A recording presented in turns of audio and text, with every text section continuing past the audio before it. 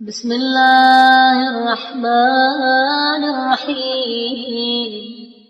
اللهم صل على محمد وآل محمد. اللهم يا من لا يصفه نعت الواصفين، ويا من لا يجاوزه رجاء الراجين، ويا من لا يضيع لديه أجر المحسنين، ويا من هو منتهى خوف العابدين، ويا من هو غاية خشية المتقين. هذا مقام من تداولته أيدي الذنوب وقادته أزمة الخطايا، واستحوذ عليه الشيطان فقصر عما أمرت به تفريطا، وتغاطى ما نهيت عنه تغريرا، كالجاهل بقدرتك عليه أو كالمنكر فضل إحسانك إليه، حتى إذا انفتح له بصر الهدى وتقشعت عنه سحائب العمى، أحصى ما ظلم به نفسه وفكر فيما خالف به ربه، فرأى كثير عصيانه كثيرا وجليل مخالفته جليلا، فأقبل نحوك مؤملا لك مستحيا منك، ووجه رغبته إليك ثقة بك، فأمك بطمعه يقينا، وقصدك بخوفه إخلاصا، قد خلا طمعه من كل مطموع في غيرك، وأفرخ روعه من كل محذور منه سواك، فمثل بين يديك متضرعا وغمض بصره إلى الأرض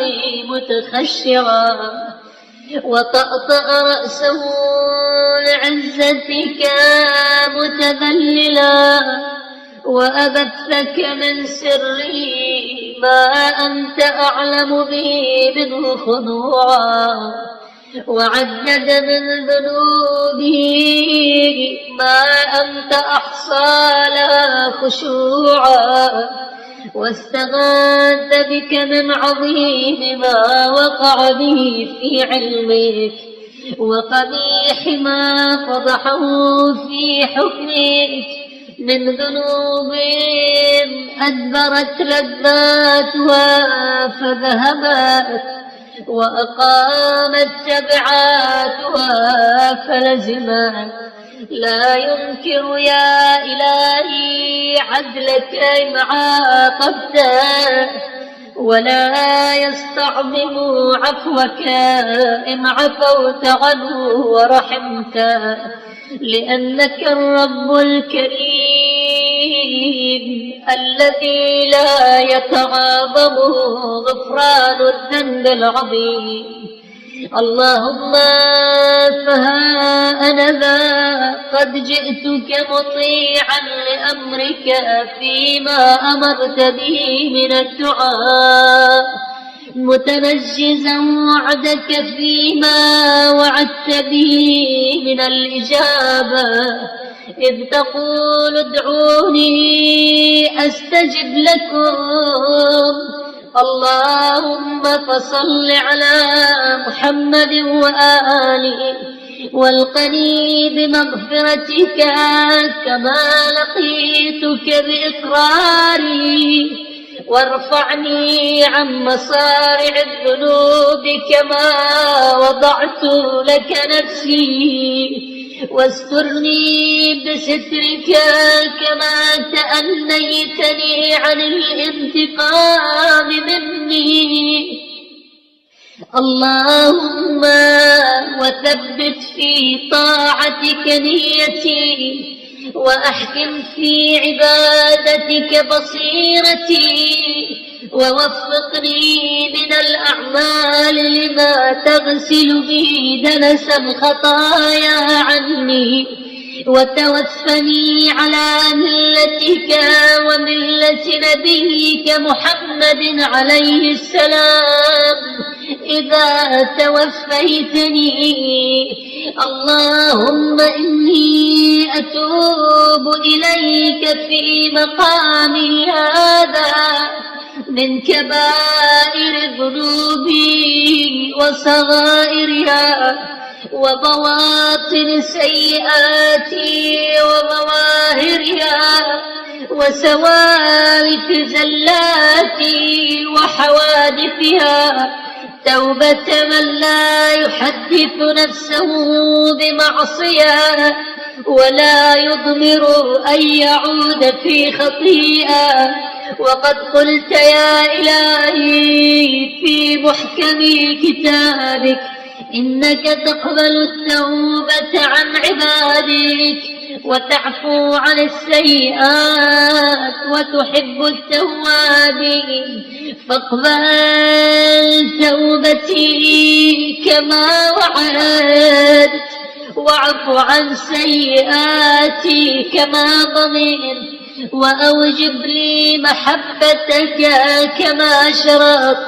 ولك يا رب شرطي ألا أعود في مكروهك، وضماني ألا أرجع في مذمومك، وعهدي أن أهجر جميع معاصي. اللهم إنك أعلم بما عملت فاغفر لي ما علمت، واصرفني بقدرتك إلى ما أحببت. اللهم وعلي تبعات قد حفظتهن وتبعات قد نسيتهن، وكلهن بعينك التي لا تنام وعلمك الذي لا ينسى، فعوض منها أهلها، واحطط عني وزرها، وخفف عني ثقلها، واعصمني من أن أقارف مثلها.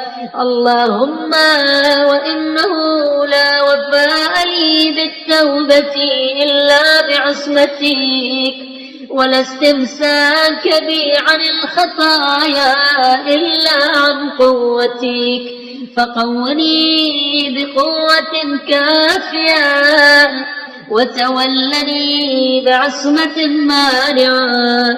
اللهم أيما عبد تاب إليك وهو في علم الغيب عندك فاسخ لتوبته وعائد في ذنبه وخطيئته، فإني أعوذ بك من أن أكون كذلك، فاجعل توبتي هذه توبة لا أحتاج بعدها إلى توبة موجبة لمحو ما سلف والسلامة فيما بقي. اللهم إني أعتذر إليك من جهلي، وأستوهبك سوء فعلي، فاضممني إلى كنف رحمتك تطولا، واسترني بستر عافيتك تفضلا.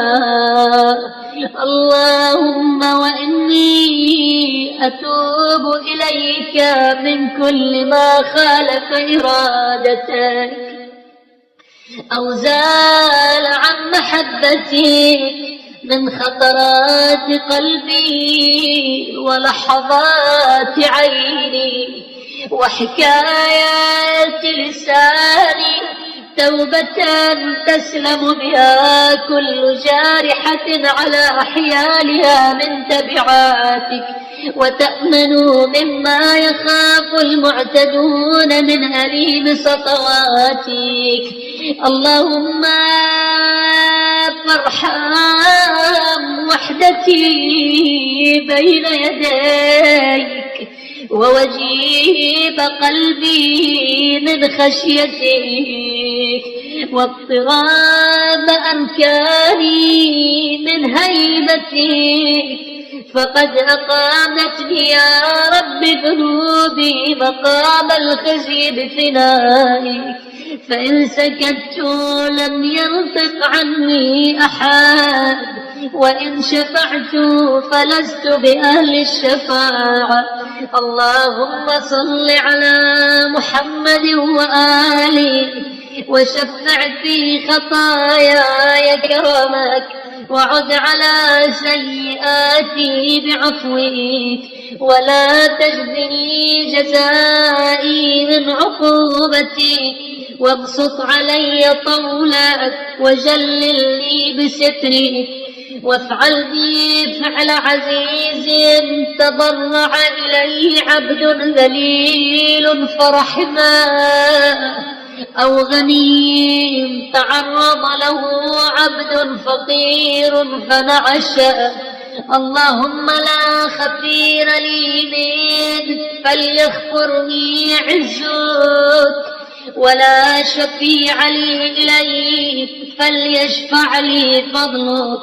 وقد أوجلتني خطاياي